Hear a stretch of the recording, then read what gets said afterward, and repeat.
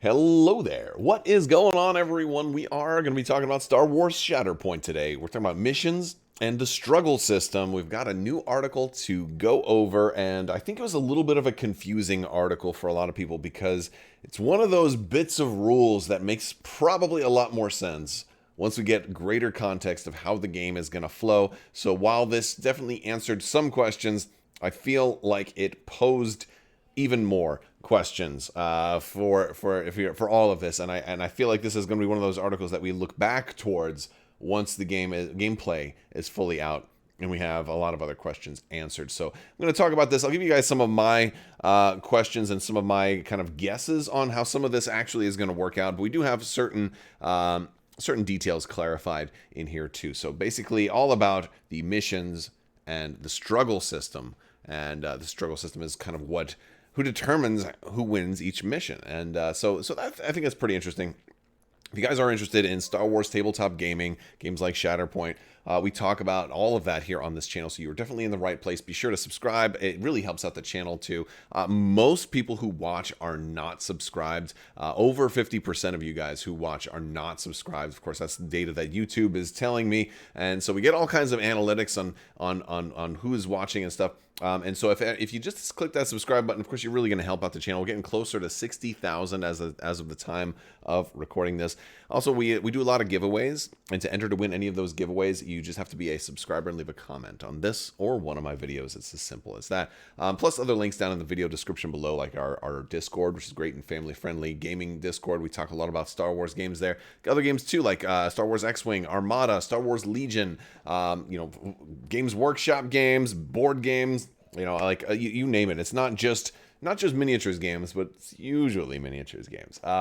But anyway, with all that said, let's go ahead and kind of mouse over to this article. We're going to kind of run through it. Again, if you want to check this article out, you can head over to atomicmassgames.com. They have a lot of information over there on Shatterpoint, as well as their other games, Marvel Crisis Protocol, all of their Star Wars games, X-Wing, Armada, Legion. All of that stuff is there. And so I'm just going to kind of run through a lot of this. There's a basic intro to how missions work. And to start off, they want to talk about basically this struggle tracker. This is the struggle tracker that is going to kind of determine who wins. And it's interesting because you're going to have some black cubes and a kind of a clear cube that goes in the middle, or a whitish clear cube. And think of this as a tug of war. The missions are going to happen. You're going to be scoring at the end of your turn, and it looks like you're basically going to be scoring for every objective you can control. And there may be multiple objectives, so you may be able to score more than 1 point each turn. And as you score points, you're going to be moving this middle cube, closer to your side. So you're not trying to push it towards the other person's. You're trying to pull the cube closer to you. Think of it as a tug of war. It's the example they use in the article. Is it's more of a tug of war. But to make this tug of war a little bit more thematic and interesting, they have things called momentum, which are going to be these little black cubes you can put on the side. So instead of having to pull the tug of war all the way 8 spaces closer towards me, every time I gain a momentum, I put a black cube on here. And so I just have to basically pull it as far. Now, if I have 1 black cube on there, I may only have to get 7 points my way. If I have 5 black cubes on there, I may only have to get it 3 points my way to win that struggle. And that's basically winning on this struggle track. Once you basically pull it all the way into the last place, you're going to kind of win that mission or that struggle. And that's not the game, though, because you're basically playing best 2 out of 3. And so that's basically how this works. Now, as far as the actual missions, if we scroll down a little bit, we can kind of see some of these. We already know the game has range tools, right? So we can see that, like, this shifting priorities card here, it's got 9 different, but basically I think almost like a tic-tac-toe board of it's sort of maybe not exactly a tic-tac-toe board, maybe an inverse tic-tac-toe board, but basically it's got 9 dots equally spaced. You use a 4 from the outer edge, and then a distance 5 in between each one of them. That's kind of how you set up the spacing. It wouldn't surprise me if there's a lot of playmats that end up coming out that are compatible with this game that have little terrain features at all of those particular spots, because it does seem like this kind of 3x3 pattern of objectives is definitely common. It's a common theme, it seems, based on the cards that we've seen so far. I don't know if every single objective is going to use exactly these 9, or if there's going to be other ones where it's just like just 2 or 12 or something like that. But it's 9 is what we're seeing a lot, because then you have this other one called Steal the Secret Plans, where it's still showing the same placement, but you're only using these 5 instead of 9, but it's still in that same kind of layout. So these are basically what we're seeing here is kind of how you lay out objectives and how certain missions are going to just use some of them and not all of them. They also talk about how you are going to score some of these and how you're moving the struggle tracker. Now, this is all very high level stuff because it talks about how you score at the end of your turn, but that gave me some more questions than we have already because, well, I don't know what a player turn is yet. And that's certainly a question I have for Atomic Mass Games, and I'm sure it's probably something that's in their lineup of things to answer because, of course, gameplay demos are coming at Adepticon. We're going to be getting our first look at a lot of that stuff, and I know they don't want to spoil everything right away. But I think we would have more context for how scoring is going to work. How fast am I going to be scoring if we knew, well, what a turn was?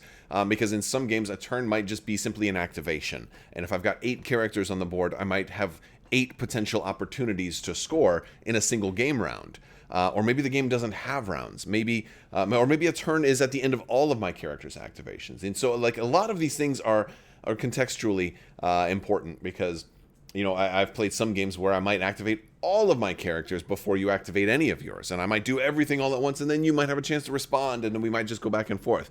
I would guess it's not that way. It might simply just be back and forth.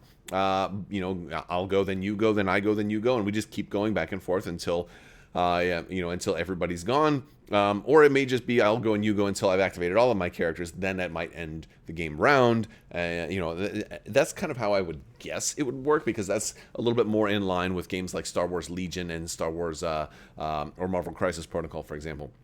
And well, in most of the Star Wars games, they tend to work that way. So I imagine there will be a series of rounds, and are there turns within rounds? I know in Star Wars Legion's recent rules rewrite, they kind of specified turns was basically any activation, and I wonder if that was similar language that would kind of also, was sort of analogous to how this is working here. I guess we're going to have to wait and see. But that's a big question I have is, what does at the end of your turn really mean as far as the frequency of how often you'll be scoring compared to like maybe a greater game round in the context of a course of a whole game? Like how many rounds do you have? How many turns do you have? And do turns mean what I think they mean? And that would be at the end of a character activation. Because if you're scoring at the end of every single character activation, or every single unit activation, I suppose, then you could score a lot of times on a single round. And if there's a game round consists of every single character activating potentially that can. And so there could be a lot of scoring. I recently played the Star Wars Armada, the Summa of All Things variant, and that one had a scoring opportunity at the end of every single activation, a ship activation, which is kind of like how turn is used in some other games. And so there were a lot more frequent opportunities for scoring. It creeps up on you really quick because, like, if you go first, you activate your very first character, you touch one of these objectives on that first activation, maybe you move twice or something like that, or you do a dash and move or something, you might be able to score right away.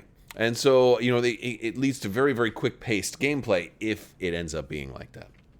But I think I've talked about that enough. We just simply don't know right now, and so that's a big question on how scoring is going to work. Now, they do say the most common way to gain struggle, to win objectives, is to be contesting objectives. And now we also don't know like how far you have to be. Do you have to be touching them? Do you have to be distance 1? Do you have to be distance 2? How close do you actually have to be to score an objective? And is scoring objectives the same as it is in Marvel Crisis Protocol, where you have to be just kind of distance 1 and you have to have more people on an objective than your opponent has? So if it's a tie, then you have to bring somebody else in to break the tie, things like that. I'm guessing that because there are a number of similarities to Marvel Crisis Protocol, I'm guessing that's how contesting objectives will work. But again, it's only a guess. gotta wait and see, because there's already some differences that we're noticing right here. For one, it looks like this 3x3 grid is going to be very common with a lot of the different objectives that we're seeing so far. And as we scroll down, also a very cool thing can happen here and it's basically after the first struggle is done. After basically, you're trying to score best 2 out of 3. So whoever wins the first one, whoever didn't win, we don't want to call somebody a loser, but whoever didn't win the first one has a slight advantage to kind of like a catch-up mechanic, and that they're going to have basically you're going to roll a defense die, and whichever symbol comes up. Again, these are apparently the 3 symbols that are on the defense dice, right? So we're getting a little more information here. That's going to turn one of the objectives into like a priority objective, and that's going to give like a bonus point. So like that becomes like a much better one. So I'll roll a die, and let's just say it's this Shatterpoint symbol here. I'm assuming this is a Shatterpoint symbol, or it looks like a kind of a star that's being shattered, right? Let's just say it's that one. Well, that means now I can choose between one of these, like, oh, do I want it to be the top left or the bottom right? Well, which one's more advantageous to me? Since I'm behind right now, this might allow me bonus points to kind of play catch up.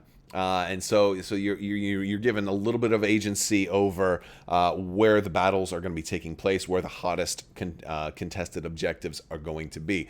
I think that that's pretty cool. Now, I don't know how this applies to, we're going to need a new exit other side of this card, right? Because it looks like we're seeing like 3 different parts of 3 different missions here. We see steal the secret plans, we see shifting priorities, and then we also see we're going to need a new exit. So all of those are different. They look like they're different missions, right? And it looks like in we're going to need a new exit. It looks like maybe we only have 3 things, and on steal the secret plans, it looks like we have 5, right? So maybe on the other side of this, you have a very different symbology than you have on here. Could be very, very interesting. So I thought that was kind of interesting. They also talk about in between these rounds. Again, you're playing best 2 out of 3. It's kind of best 2 out of 3, although you clearly have an advantage if you win the first one, because things don't reset according to this article. Certain things stay in play, like wounds on characters and tokens on characters and things like that. One question I have about that the article doesn't clearly state, at least I haven't seen it, at least at the time of me recording this video, is does momentum remain? So if we go up, let's say, I don't play any momentum and you play momentum. Maybe maybe through cards or like character abilities or however. It's not entirely clear exactly how you gain momentum. It's probably going to be certain character abilities and things like that. And like if you can, if you shoot somebody, you can gain momentum, or if you like if I do this and I decide I'm not going to move to this turn, I can sacrifice my character's activation to gain momentum, like maybe or something like that. I'm guessing, but ideally there'll probably be certain character abilities that have ways that allow you to get momentum and things like that. But if I spend like the first turn like not trying to score, but instead trying to get a lot of momentum, is that going to help me on the next 2 rounds? Like, is it going to say, oh, okay, if I get like 4 momentum, now do I only have to score 4 points as opposed to your 8? Right? And maybe you're going to gain some momentum too, but if we each gain a whole lot of momentum, once somebody scores, does that momentum go away? Or does that also stick around? It's a little unclear, but I'm guessing it might stick around. There would be no point to get momentum if you did, build up some momentum, but then lose, because then you'd lose your momentum also. You'd already lose the round and your momentum. It would make more sense like on the beginning of the game, when like your strategy is, do I want to score quickly, or do I want to take my time and build up momentum to help me play the long game? Like that sounds like a mechanic that might work, but again, still a little bit of speculation here because the article doesn't tell us that. It does say that other things remain though, like like tokens and wounds and stuff like that. And so it reminds me of some old like fighting games, like street fighting games, where if you I think it was like the DC fighting game where when you beat your opponent, but you were almost dead, 2 second round starts, and maybe they just hit you the first time, and then you fall down also. So so it takes it to you still have a tremendous advantage by getting the first win, because now you're up. but your opponent gets a little advantage because they're going to be able to pick where that bonus objective comes out. So I thought that was kind of interesting. And again, if you want to read the entire article, I'll put a link to it down in the video description below. But I thought it was kind of cool getting a look at how some of the objective cards are going to be kind of laid out. I like that they're kind of using a standard 3x3 grid. That was one thing I wasn't a big fan of in Marvel Crisis Protocol, is that every set of objectives kind of had this totally different placement. So this one might have been distance 5 from the edge, this one might have been distance 4 from the edge, and so on and so forth. And I didn't feel like it was really necessary to have them that specifically spaced. And this way, granted, you're not using all 9 in every single mission, it looks like, but at least you'll get used to that exact placement, because you're going to, like, every 3x3 board is going to be referencing these 9 areas. And that'll also get you good at setting up terrain too, because you'll be like, the more you play, you'll learn, the more you'll know, like, okay, these are the areas we don't want to have something, maybe we do want to have something here, but we want to have it like right in the middle, so an objective can go, like on the top of this tower, as opposed to like halfway on, halfway off, or in a spot where nobody can reach. So I think that's pretty cool. It's going to help you with terrain. It's going to help you with setting things up, and help you get familiar with how the missions are going to look, and where you'll have to contest objectives and things like that. So there's still a lot more. I had more questions too, like, how do you know which mission you're going to use? Is it completely randomized, or do certain players kind of pick their favorites, and then there's like a roll off, or I'm just curious about a lot of those type of things. And there's more information that we need to come out, but this gave us a little bit, definitely a good look at some of those cards, assuming they're all double-sided. I guess one question I have is does each mission have 2 cards? Because shifting priorities, like, this is one side that has text about the mission, as well as a setup guidelines for the mission. But then on Steal the Secret Plans, that's on the other side, that's showing you the sides that are activated. So is this the other side of a card like that? Is it like sideways and then you flip it up and turn it over? Because if so, then what is this?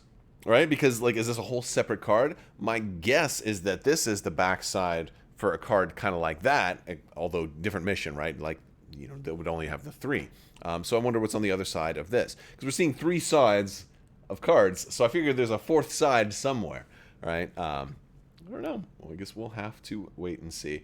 Or maybe shifting, or I don't know. Maybe these are just part of the card art. I don't know if maybe they'll be bigger and there'll actually be more information on there than we're getting.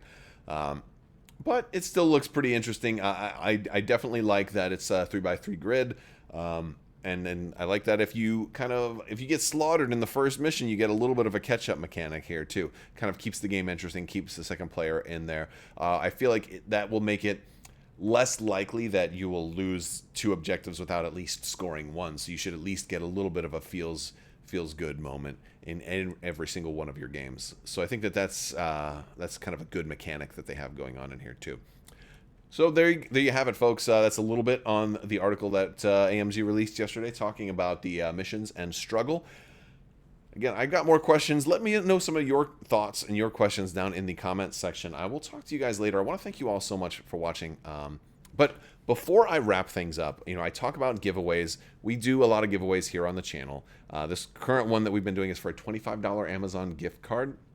If you have not entered to win that, or if you don't win, don't you worry. There's new giveaways happening all the time. We'll probably be starting another one by the end of the week or thereabouts. But this week's winner is anxiety disorder. Congratulations, anxiety disorder.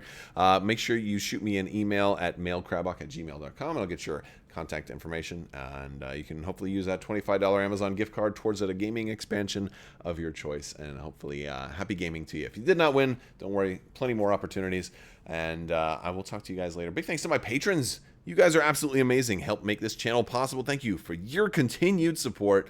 May the force be with you. Live long and prosper. Be excellent to each other. Party on, dudes. So say we all. And cowabunga.